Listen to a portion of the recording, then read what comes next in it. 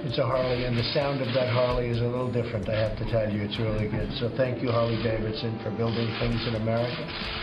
At the height of their glory, these motorcycle brands roared with power and prestige. They adorned the pages of magazines, fueled the dreams of adrenaline junkies, and were staples on racetracks and highways across the globe. Their emblems carried stories of innovation, rebellion, and craftsmanship. Yet today, these very symbols of mechanical prowess teeter on the brink of extinction, fighting against economic pressures, outdated business models, and the harsh realities of a rapidly changing market. Once titans of the two-wheeled world, they now find themselves gasping for air, clutching at any chance to stay relevant. Some face crushing debt, others have lost touch with the audience that once worshipped them, and all of them are struggling to remain upright in an industry increasingly dominated by modern giants, electric alternatives, and global competition. Before we start, hit the like and subscribe buttons for more exclusive news. 1. Norton Motorcycles.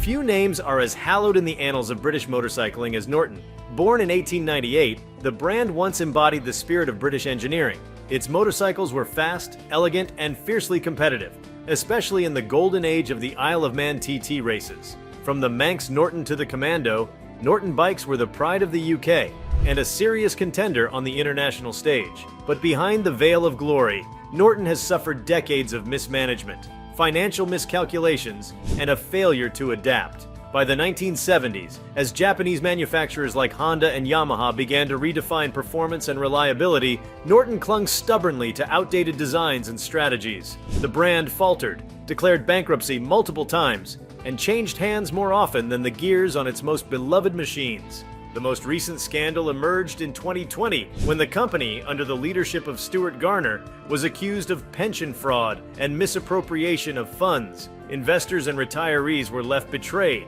and Norton's name was dragged through the mud. Though the company was bought by India's TVS Motor Company and has seen some signs of recovery, the brand still wrestles with public distrust and the daunting task of rebuilding its reputation from scratch. The motorcycles have returned to production, but the road ahead remains treacherous. For Norton to avoid becoming just another chapter in the long book of motorcycling history, it must innovate without abandoning its identity, a task easier said than done. The revitalization of Norton isn't merely a business operation, it's a cultural resurrection.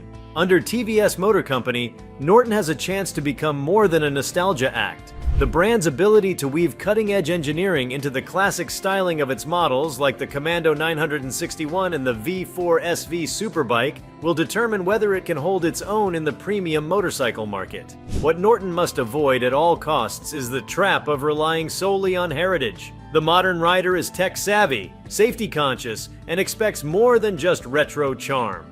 Features like ride-by-wire, advanced ABS, traction control, and smartphone connectivity aren't just luxuries anymore, they're essentials. Moreover, Norton's Achilles heel has long been after-sales service and dealership reach. Building a bike is one thing, supporting the rider's journey for years is another. To remain in the conversation with brands like Triumph and Ducati, Norton must ensure customer service is seamless, parts are readily available, and ownership becomes as pleasurable as the ride itself. It's not enough to bring the name back. Norton must rebuild the experience, or risk becoming an antique, revered, but never ridden. 2. Benelli. Benelli once stood proudly as one of Italy's oldest and most respected motorcycle manufacturers.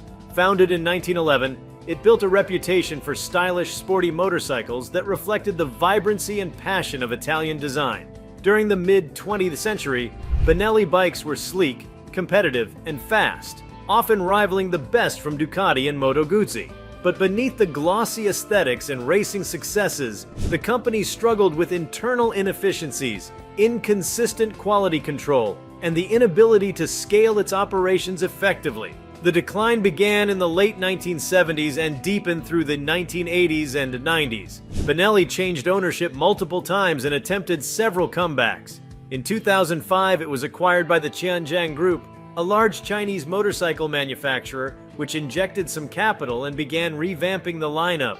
While this gave Benelli a new lease on life, it also alienated some purists who felt the brand was losing its Italian soul. Today, Benelli remains active, particularly in emerging markets where affordability is more important than heritage. However, it operates in a precarious space. Its reputation in Europe is a shadow of its former self, and its reliance on budget-friendly models has diluted the premium cachet it once enjoyed. Although bikes like the TRK 502 have gained traction in specific markets, the brand risks becoming indistinguishable from its Chinese competitors, blurring the line between legacy and generic. Without a serious return to high-performance innovation and design excellence, Benelli might soon be remembered more for what it used to be than what it could become. Benelli's future hinges on its identity crisis. With its design still rooted in Italian elegance, but its engineering and production based in China, the brand straddles two worlds with conflicting expectations. Riders seeking Italian passion are often let down by the utilitarian feel of some of Benelli's newer offerings. Conversely, those attracted by affordability may find the styling unnecessarily extravagant for bikes meant for daily commuting. This disconnect needs addressing if Benelli wants to carve a niche that extends beyond budget adventure bikes or commuter motorcycles. There's also an opportunity here. Benelli could lead a new segment, one that blends European styling with Asian pragmatism. The TRK 502, for example, has been a surprise hit in countries like India and Malaysia, offering mid-range touring capability at a fraction of the cost of a BMW GS. But scaling that success globally requires refinement. More powerful engines, lighter frames, and real technological updates will be essential. Benelli can't survive on pricing alone, especially as other manufacturers race to offer more for less. What Benelli needs most is vision, a roadmap that doesn't just chase trends but sets them. It could lean into the urban electric segment, introduce hybrid powertrains, or create modular motorcycles that cater to a variety of markets. What it cannot afford is stagnation. If the brand continues to exist in the shadows of its own potential, it may find itself quietly phased out of the increasingly competitive landscape. 3. Bimota. Bimota is the quintessential boutique motorcycle brand. Small in scale but enormous in ambition.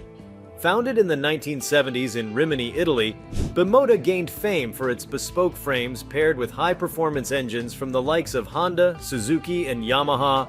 It was a brand built on precision, luxury, and exclusivity. Motorcycling purists and racing aficionados adored Bimota for its daring engineering, bold aesthetics, and dedication to crafting motorcycles that were as much art as machinery. Yet the same exclusivity that gave Bimota its allure also created its downfall. Limited production meant limited revenue. Operating in such a niche left the company vulnerable to even the smallest economic downturns. And when the Japanese and European manufacturers caught up in terms of chassis technology, Bimota's once unique advantage evaporated. Add to this some high-profile failures, such as the ill-fated V-Do with its troublesome two-stroke engine, and consumer confidence began to erode. Bimota has always danced along the edge of extinction, periodically vanishing and reappearing in new forms. The most recent resurrection came in 2019 when Kawasaki acquired a 49% stake in the company. This partnership birthed the radical Tessie H2, a supercharged hyperbike marrying Kawasaki's powerhouse engine with Bimota's signature hub steering chassis. While the motorcycle turned heads, it remained largely a showpiece, priced far beyond reach for most riders. The problem now is scale and relevance. Bimota still operates in a market that demands practicality, affordability, and technological innovation. Bimota offers exclusivity and esoterica. If the brand cannot bridge the gap between fantasy and functionality, it will likely fade again, leaving behind only a legend and a few rare machines in collectors' garages. For Bimota, the partnership with Kawasaki is both a blessing and a double-edged sword. On one hand, Kawasaki's engineering prowess and manufacturing muscle provide Bimota with a safety net it never had before. On the other, the risk of losing its distinctive voice grows stronger. Bimota was born from rebellion, engineers breaking away from convention to build something better. That ethos must survive, even as it leans on Kawasaki's infrastructure. The Tessie H2 was a daring reintroduction to the market, but it was just that, a reintroduction. It's the next 5 models that will determine whether Bimota remains a cult favorite or becomes a serious player. Can it develop a mid-range bike that still carries its DNA? Can it build a lineup that includes track weapons and street-savvy machines alike? Can it find the balance between exclusivity and accessibility? Bimota also has an opportunity in customization and premium experience. Few brands have the heritage and engineering artistry to make each motorcycle feel like a bespoke creation. If Bimota embraces this identity, offering customization packages, limited editions, and direct customer relationships, it could flourish without needing massive sales numbers. In a world increasingly dominated by mass production, Bimota could offer something unique, a motorcycle not just built for you, but with you. 4. EBR, Eric Buell Racing. Eric Buell is a name synonymous with innovation in American motorcycling. A former Harley-Davidson engineer, Buell struck out on his own with the dream of crafting American sport bikes that could rival anything from Europe or Japan. Initially, under the Buell Motorcycle Company banner, he found some success, particularly with bikes that featured unorthodox design choices like fuel-and-frame chassis and underslung exhausts. But Buell's dreams often collided with harsh economic realities and internal politics. Harley-Davidson acquired a majority stake in Buell but eventually pulled the plug in 2009, citing a need to focus on its core business. Refusing to give up, Eric Buell founded EBR, Eric Buell Racing, hoping to create high-performance motorcycles that would redefine the American sport bike segment. The EBR 1190 RX was fast, aggressive, and technically impressive, but it came at a steep cost and arrived in a market increasingly skeptical of expensive newcomers. EBR filed for bankruptcy in 2015, was briefly revived, and then floundered again. Despite passionate fans and undeniable engineering talent, the company struggled with production delays, poor marketing, and a lack of dealer support. Without a steady flow of capital or a clear vision for the future, EBR became a cautionary tale of what happens when vision outpaces viability. As of now, EBR occasionally announces limited runs or partnerships, but the brand exists more as a ghost, a testament to what might have been had circumstances aligned differently. The American sport bike dream isn't dead, but EBR may no longer be the one to carry it forward. EBR's current stasis feels tragic, not because the company is inactive, but because it represents unfulfilled promise. The 1190 RX and 1190 SX were genuinely competitive machines. They had power, agility, and a unique character born of American engineering, but they never had the support network or marketing strategy to compete with the giants of the sport bike world. Eric Buell was always more engineer than entrepreneur, and it showed. If EBR wants to rise again, it must embrace partnership. It cannot do everything alone, whether through tech collaborations, manufacturing alliances, or even shared platforms with electric vehicle innovators. EBR needs to find its place in the modern supply chain. There is still a market for American sport bikes. Harley-Davidson's Livewire shows there's interest in bold US-made two-wheelers, but it must be supported by something more than ambition. There's also room for EBR in motorsport. A return to racing, even in smaller leagues, could reignite interest and demonstrate the brand's technical capabilities. Racing has always been a proving ground for motorcycle manufacturers. It could be the stage where EBR reclaims its name, showing that the fire of American performance has not gone out, only dimmed. EBR needs to start thinking less like a failed legacy and more like a startup again. What made Eric Buell's designs resonate was the philosophy that the motorcycle could still be improved in meaningful ways. Lighter frames, centralized mass, and creative packaging. That mindset is more relevant than ever in today's world, especially as electric motorcycles open up new possibilities for design. If EBR truly wants to make a comeback, it needs a radical strategy that doesn't just repeat its old formula. It should explore niche areas where its innovative roots can shine. For example, building high-performance electric motorcycles for track day enthusiasts, or creating small-batch electric cafe racers that appeal to urban dwellers who want something stylish and exclusive. It also needs a strong ecosystem. Eric Buell's downfall wasn't a lack of engineering skill. It was a lack of scalability and distribution. Any resurrection of the EBR brand must start with the basics: a reliable supply chain, committed dealer network, and global customer support. Only once those foundations are laid should the company dream big again. The dream is still alive. It just needs structure. Jawa must re-engineer its bikes with tighter tolerances, better ride quality, and smarter technology. A retro aesthetic doesn't mean clunky handling or limited features. Royal Enfield has already shown that. In fact, RE's new liquid-cooled Himalayan 450 has raised the bar for retro tech synergy. Jawa must match that. not just in performance, but also in availability and ownership experience. The lack of spare parts, weak dealer networks, and quality control lapses are killing the buzz around its relaunch. It has the backing of Mahindra, one of India's most resourceful conglomerates, but resources mean nothing without execution. There's also an untapped segment for Jawa to explore: women riders. Smaller displacement motorcycles with classic looks, lightweight construction, and easy handling could capture a growing demographic that's largely underserved. A fresh marketing approach, rider academies, and lifestyle branding could give Jawa a new edge. These 6 motorcycle brands, though vastly different in origin, scale, and philosophy, share a common fate. They're each grappling with the ruthless evolution of the motorcycle industry. From storied legends like Norton and MV Agusta to niche innovators like Bimota and EBR, the road to survival has never been more perilous. Once icons of independence and ingenuity, these companies are now throttling forward with empty fuel tanks, chasing relevance in a landscape that's constantly shifting beneath their wheels. For Norton, it's a matter of trust and transparency. Consumers today demand not only great machines, but also ethical leadership and financial responsibility. The brand's deep entanglement in scandal has eroded decades of goodwill. While TVS Motors' acquisition has provided a lifeline, rebuilding what was lost isn't just about pumping out bikes. It's about re-establishing credibility brick by brick. The product line looks promising, but the echo of past failures haunts every showroom and review. Benelli, in contrast, has maintained production continuity, but at the cost of its original soul. Its shift toward lower-cost models produced in China has expanded its reach, but at a high price, dilution of its brand identity. The company's once proud image as an Italian thoroughbred now competes with perceptions of being just another budget manufacturer. That's not inherently negative in a mass market sense, but for a brand born from passion and design, it's a fundamental transformation. Whether Benelli can rise above being good enough and return to being desirable remains to be seen.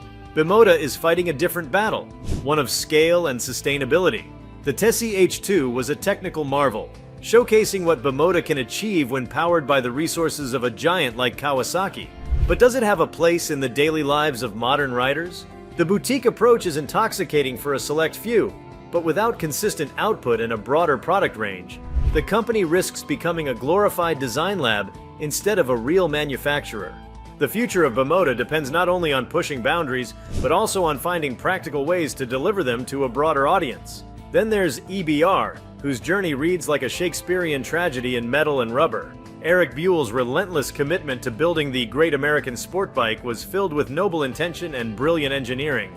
But it's one thing to dream and another to commercialize that dream.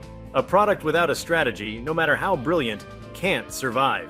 EBR's story is a testament to the brutal nature of the motorcycle business. Passion alone is not enough. Even now, occasional announcements from the company feel more like desperate gasps than confident declarations. MV Agusta's challenge is paradoxical. It creates some of the most visually stunning and mechanically advanced motorcycles in the world. Yet the brand bleeds financially. Its customer base is niche, its prices are prohibitive, and its ability to deliver consistent quality has long been questioned. A company with MV's prestige should be flourishing, yet it teeters continuously on the edge of insolvency. Pierer Mobility's recent investment might help steady the ship, but unless MV Agusta learns how to scale sensibly and shake off its reputation for erratic business decisions, it may again fall prey to its own extravagance. Jawa's resurrection story had immense promise, especially in India, where nostalgia and motorcycle culture run deep. But while Royal Enfield executed its retro revival with finesse and modern flair, Jawa stumbled. Its models often looked the part, but didn't perform at the level riders expected. Customers became frustrated with poor service, long wait times, and mechanical issues. What should have been a triumphant return became instead a sobering reminder that history alone doesn't sell motorcycles. Modern riders want machines that are reliable, engaging, and forward-looking, even when styled like a time capsule. What unites these 6 struggling brands is the weight of their legacy. Each has a history that at one point shaped the direction of motorcycling in meaningful ways. But legacy can be a double-edged sword. It inspires loyalty and awe, but it can also chain a company to outdated methods and ideals. The motorcycle world has moved on, embracing electric propulsion, AI-assisted safety, connected riding ecosystems, and globalized manufacturing. Brands that fail to ride this wave, no matter how storied, are doomed to drown. Yet there is a silver lining. The motorcycle industry, while unforgiving, is also driven by passion. Riders form emotional connections to brands in a way that's rare in most consumer markets. The same passion that once drove Norton and Bimota to glory still exists in enthusiasts, engineers, and investors willing to take risks. The key lies in harnessing that passion with purpose. For companies like Norton and MV Agusta, that could mean a renewed focus on high-quality production, realistic pricing, and solid after-sales service. For Benelli and Jawa, the goal might be to merge mass appeal with refined engineering, proving that affordability doesn't have to mean mediocrity. Bimota and EBR must learn how to balance artistic expression with market viability. Innovation, no matter how dazzling, must be matched with logistics, support, and a user base that can actually afford the final product. The world of motorcycling is experiencing a fundamental shift. The rise of electric bikes, the push for sustainability, the demand for smart technology, all of it is reshaping what it means to ride. But even in this future-forward context, there's room for tradition, if tradition is willing to evolve. Heritage brands that embrace transformation without losing their core identity have the chance not just to survive, but to thrive. Whether these 6 brands will rise or fall remains an open question. The ingredients for success are there: rich histories, passionate followings, and, in some cases, the backing of powerful corporate partners.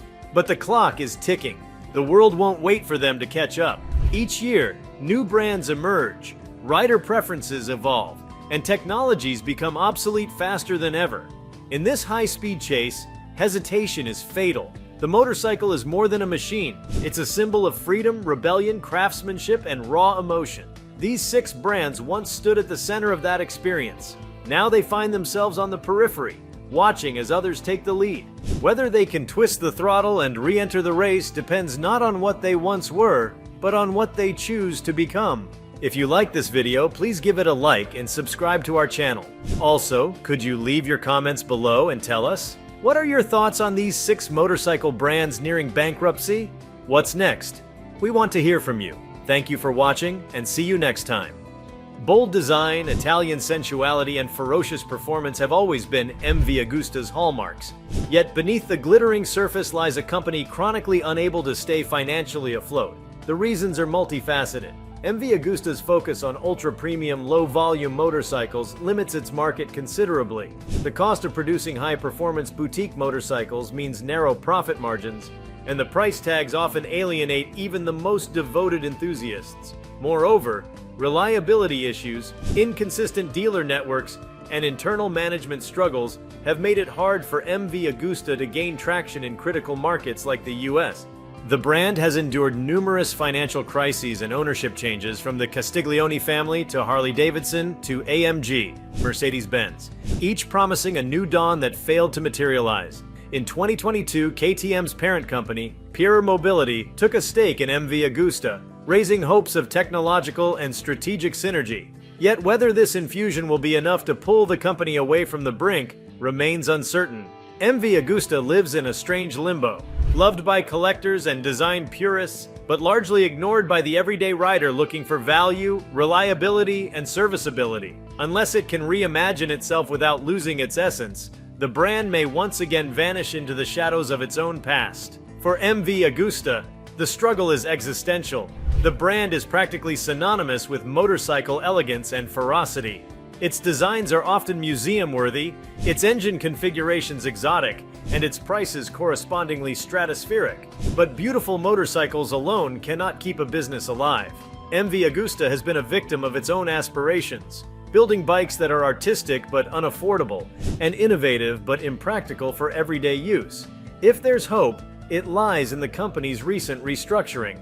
Partnering with Pierer Mobility could finally provide the stability and discipline MV Agusta has always lacked. With KTM's engineering and distribution power behind it, MV can fix its weakest links: service, reliability, and availability. It must also expand its product range, not by cheapening it, but by diversifying. A 400cc or 600cc MV Agusta that retains the beauty and thrill of its larger siblings could open doors to new markets and younger riders. Electric motorcycles also offer a tantalizing path forward, Imagine the first fully electric MV Agusta, still styled like a work of art, but whisper quiet and emission-free. The brand's commitment to design excellence would give it a natural advantage in a segment where many bikes look bland and futuristic. If MV can marry sustainability with sensuality, it might not just survive, it could lead. MV Agusta has always operated like a boutique fashion house, dazzling, decadent, and unashamedly exclusive. But in today's climate, even luxury requires substance. Customers demand transparency, sustainability, and a certain degree of practicality alongside flair. MV Agusta can't afford to ignore that. The brand must broaden its base without alienating its core. Introducing more accessible models like a 350cc naked or a 500cc sport tourer would allow it to penetrate markets like Southeast Asia, where motorcycle culture is booming. But these bikes can't feel like cheapened MV Agustas. They must retain the core design philosophy: clean lines, attention to detail, and exhilarating performance, scaled appropriately to meet price and displacement.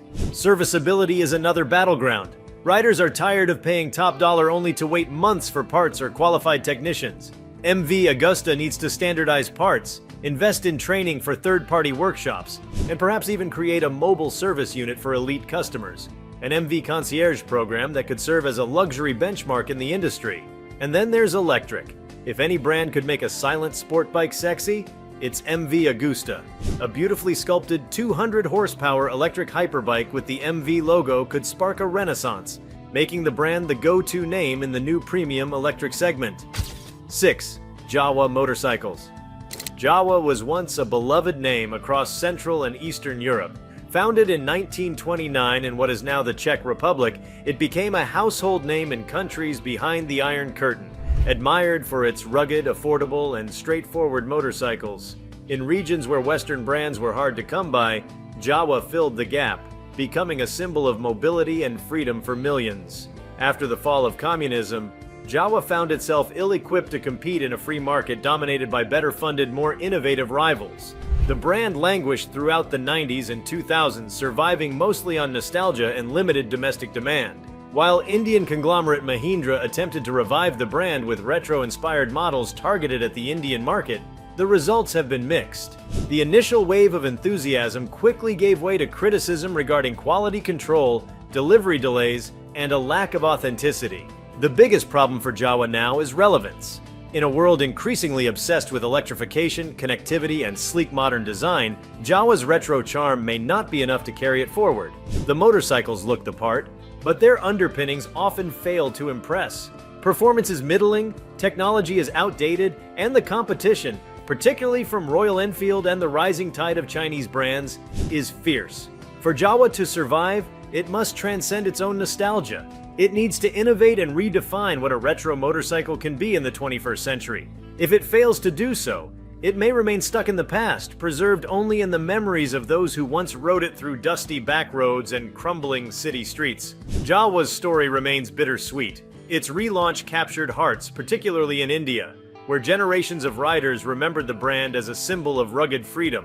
But the goodwill generated by its legacy has largely been squandered by operational missteps. Initial product shortages, delivery backlogs, and inconsistent quality have left many early adopters frustrated. In a market as emotionally driven as motorcycles, that kind of disappointment can be hard to recover from.